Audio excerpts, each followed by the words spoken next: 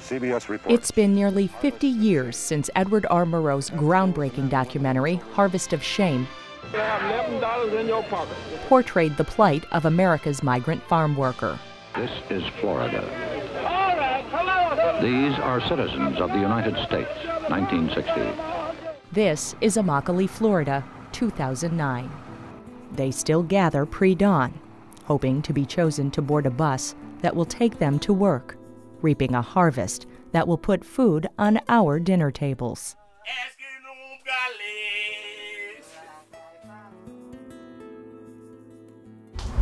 Hello, Hilda. ¿Cómo estás?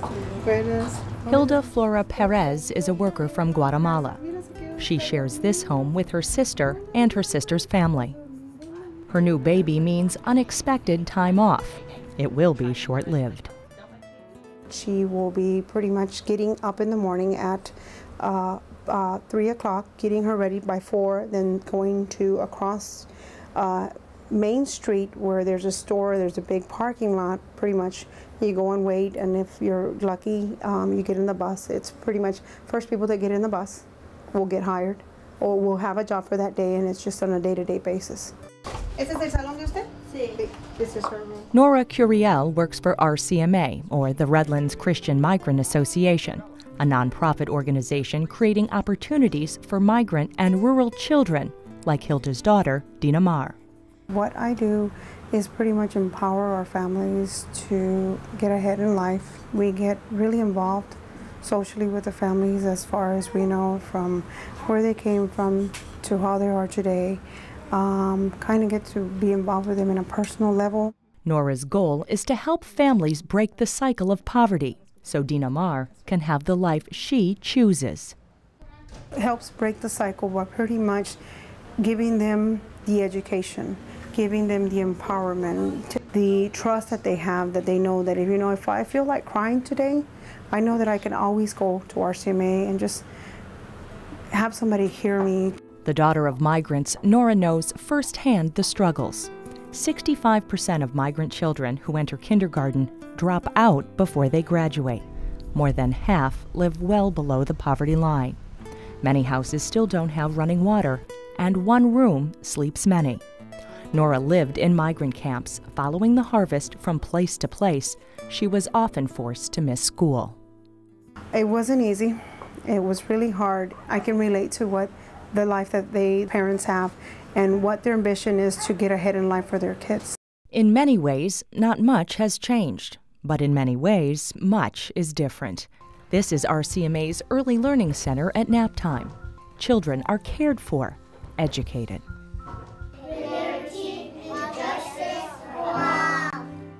From 75 kids in 1965, RCMA has grown to 8,000 children in child development centers in rural regions across the state.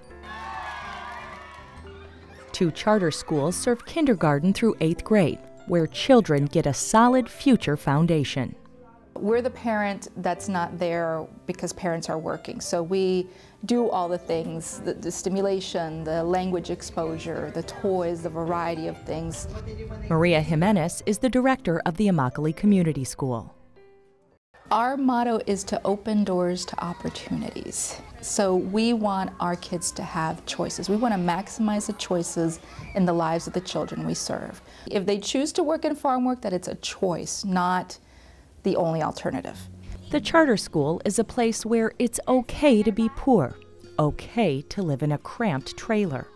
These are the homes directly across from the school. Being poor means sometimes only having food, water, and shelter. I often tell people that the folks in Immokalee are at the bottom of Maslow's hierarchy of needs. They are really just struggling for food, water, shelter. The majority of the families and people who live here are just trying to keep a roof over their heads and their families fed. That if that can be accomplished, then the day's work was worth it. And like the RCMA, the Guadalupe Center believes the best way to break the cycle of poverty is through education. Here, the children learn so much more than just their ABCs. Good morning, Katie. Every day, children are greeted with a friendly face. Daycare and preschool programs are just some of the many that promote self-sufficiency and social change. In 1982, the Guadalupe Center first opened its doors as a soup kitchen. The center still provides hot meals for hundreds every day. For some, this will be their only meal. That's a blessing from the Lord because everybody don't have this to go to. Everybody don't have a place to go eat in their town. Sometimes do, sometimes don't, and it's a blessing. Nourishing the body and sustaining so many families, more than 50,000 people a year. The goal of the soup kitchen is to provide residents who don't have the means, for cooking at home or the finances to purchase food, a hot meal during the course of the day. And we also have bread and baked goods that have been donated by some of the large grocery chains that they're able to take home with them. Terry Aviles is Guadalupe's Client Services Director. Also the daughter of migrants, she remembers what it's like to feel hungry. There was times that we didn't have food in the refrigerator, and my sister and I, we fought over food. And so that's, when I think about it now, it's sad. But at the time, that was our way of life, so we didn't know any better. More than a meal, the Guadalupe Center also has a shower and clothing program. It's a very basic need that so many people take for granted, that they can, run in and take a shower, change their clothes. And for a lot of residents in Immokalee, they don't have that luxury. The center is also home to Southwest Florida's largest Thanksgiving dinner, providing a hot meal to about 4,000 who start lining up at daybreak. A back-to-school shoe program, made possible through community donations, kicks off the school year. For older kids, a high school tutor program helps reinforce the center's academic foundation. Students like Juanita Meza earn money mentoring younger children. In turn, Juanita received scholarship money and after earning a college degree, returned to Guadalupe to work. Her cycle of poverty is broken. And I try to encourage the younger people that are within my community to, go for such a program because you benefit so much from it. And they really, really need this help. So that's where we came in and, we helped them with whatever, I guess, give them more confidence in what they're doing. I realized that it is very, very important to reach those children first because in the end, they're the ones that are going to grow up and they're the ones that have the potential of breaking that cycle. So now, looking back, I think to myself, boy, that is the key. That is the key to breaking the cycle of poverty. It really is. Both the Guadalupe Center and RCMA rely mostly on community donations, but the need remains great. Poverty is hard on kids. It certainly limits your access to health care. It limits your access to certain nutrition. It limits your access to recreation and leisure.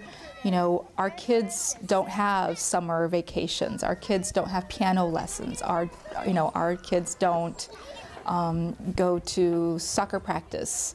We need people in the fields to work. We need agriculture. Don't get me wrong, that's what they used to say. We need that. But you choose the life you want, that kind of life, or you want a better life for yourself and your future kids. It's all about choice. It's about choice.